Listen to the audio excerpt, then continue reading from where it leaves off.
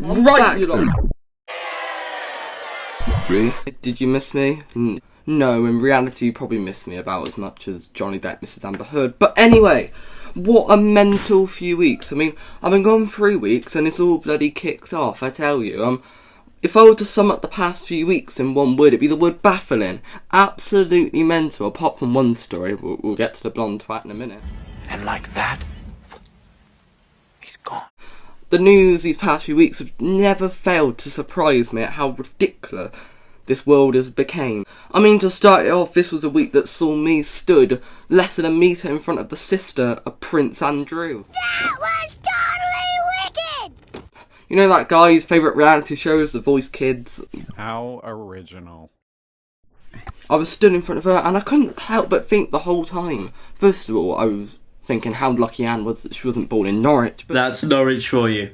Second of all, we were having this proper nice conversation about my music and she was loving it and we were having this great time, and I was thinking to myself, what? Thank God she's not seen my online content, because if she took one look at one of my videos and saw one of my Andrew jokes, and a fair few of those, I'd be dead on the spot, beheaded. Oh, that's Lewis boy, he was so charming, I tell you. I wonder what his online content is like. Harry and Meghan, who are basically the royal family's answer to Robbie Williams, are not going to be present, and I mean, they're probably too busy taking care of Lilibet, or as Andrew likes to call her, Lilibet, she's mine. And talking of Andrew, yeah, he's also not coming, but I don't think Andrew really cared. Like, I think Andrew's got enough of his own business going. Mr. Andrew, I have to admit something, that you are not going to be present for the Queen's funeral. Oh yeah, let's go. I didn't care anyway. I've got my own business going now. How dare he! Open his head! I guess we have to talk about the blonde twat. Yeah, Boris Johnson, he's gone. Let's go! I mean, even Boris' own wife must have known this was coming. I mean, predicting this it'd be like predicting Usain Bolt to beat Reese Widener in a running race. A bloody course is going to happen. I think we all knew that Boris wouldn't be Prime Minister next year. It's just common sense, isn't it? But the funny thing about Boris is that, as I look back, the past 3 Prime Ministers that I've had, the ones that I remember in my lifetime, they're somehow getting progressively worse. That's impossible. We had David Cameron, a guy who had the commitment skills, and that one bloke of How I Met Your Mother. Oh, don't even get me started on David Cameron. Hey Jeremy, should we see if the country want to leave the EU? It's just a bit of Joe, bants and that. David, you do realise the repercussions? Jeremy, you've got to be joking. There's no way the country's going to want to leave the EU. Okay, right then. Jeremy, the news has arrived. See ya!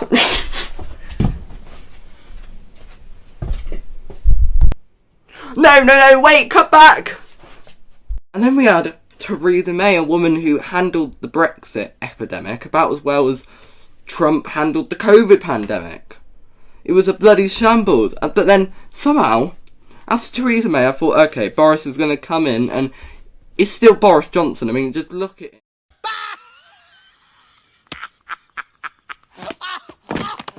How can you take him seriously? He has the presence of a bloody minion. But no, he somehow did even worse. He didn't even last as long as her.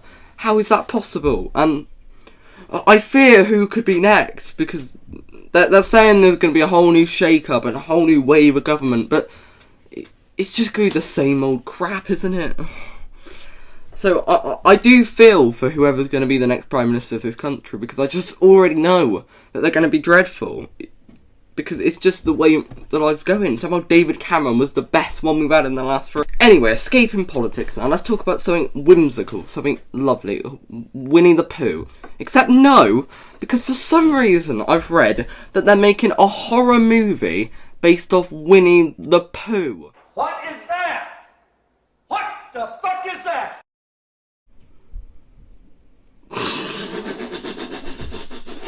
Who thought that was a good idea? Winnie the Pooh is all about its charm and its whimsical and its simplicity. But no, we're going to make a horror movie about it because it will milk nostalgia. Making Prince Andrew star in a Catch a Nonce documentary. Or it'd be like the UKIP members trying to run to be Prime Minister, and for their campaign they wear BLM t-shirts. Read the room! And another thing that bloody shocked me this week is that Simon Cowell, you know, the guy with the ego of Ronaldo, he wants to bring back the X Factor, a talent show that became a joke as soon as Jedward got to the live shows on it. For some reason, that's bringing back, like, why? It'd be like bringing back Friends in 2022. I mean, have you seen what Chandler and Monica look like now? It's hideous. It's like looking at that deformed kid off Wonder. And then we've got the football transfer window, and so far it's just been a bit dull, hasn't it? It's been waiting for Barcelona to make a move, but most of the top 6 clubs, and the key word is most there, have been doing quite well, in fact. I mean, Arsenal have signed Gabriel Jesus, and they're acting like they bloody signed Jesus Christ.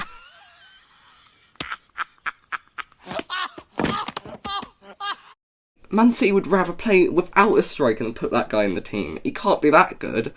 But there's one club that their transfer window has been upright embarrassing so far, and that is, of course, our good friend Manchester United. And it's been appalling. Everything bad that could have happened has happened. I mean, sign a defensive midfielder, my God! That's the number one thing they need. We don't need, we're going to get this 34-year-old midfielder and this backup left back. Who cares? Just get a DM. It'd be like a couple have been surprised that they've got 20 children despite never buying a bloody condom. A bloody course is not going to work if you can't have anyone else but Scott McTominay as your defensive midfielder. But apart from that, Ronaldo, you know, that guy, a guy about as arrogant as me, he wants to go.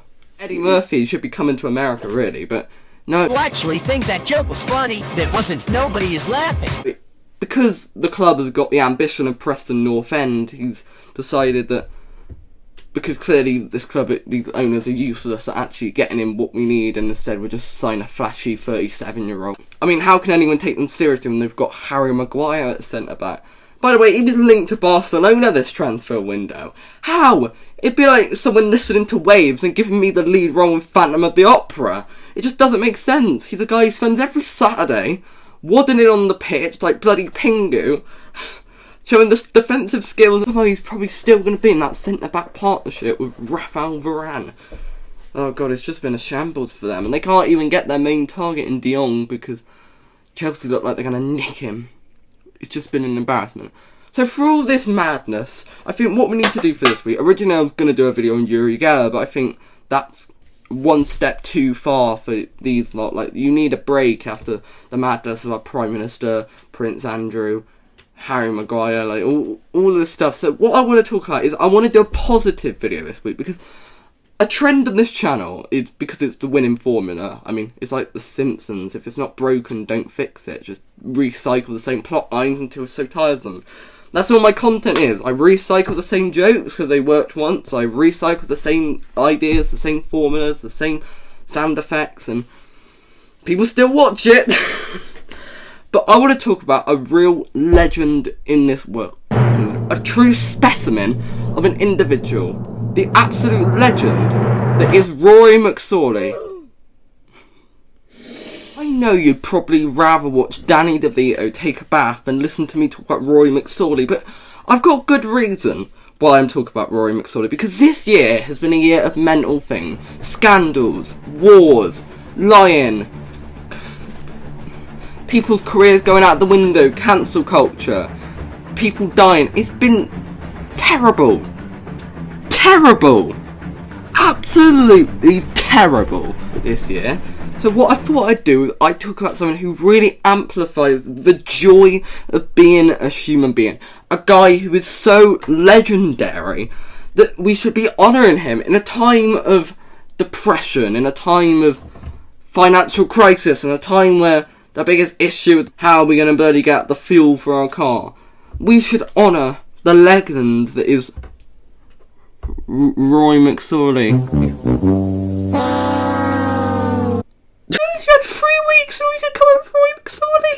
Well, I'll tell you about Ruairí McSorley. Now, if you don't know who this guy is, I mean, how can't you?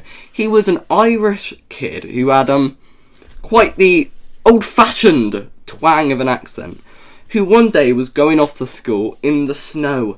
However, it was just a bit too cold, and somehow he appeared on TV when he made this viral moment that shaped our history. The mother says we had to go anyway. We hadn't much a choice in the matter, but sure. It's a cold journey to school this morning. Oh, God, you wouldn't belong getting frostbite. What a guy! What an absolute legend of a man. He shows her positivity, and you know what? He should be a legend of this channel, up there with the likes of Reginald the Pumpkin, and there's no one else really. I've realised that my winning formula on this channel has been the form of negativity, because I'm just quite a negative person. I mean, that's just me. Have you seen me? But Ruairí McSorley really shows the world a beauty. He is such a gorgeous individual, and the fun with Ruairí McSorley doesn't stop at the won't be long getting frostbite. I feel like even fate is showing that Ruairí McSorley, because if you don't know, he came up in the news a couple years back when he was allegedly saved by dolphins. The guy falls into the ocean, woo, and he was saved by dolphins. What a legend! If dolphins like him, and dolphins are quite arrogant, I've heard, they're a bit of an asshole most of the time, so I really dig Ruairí McSorley, and I just feel like he's such a charming man. He's such an amplifier, and you know, I've had my digs at Ireland in the past, and I think the Irish are quite a comical country, but Ruairí McSorley, what a guy.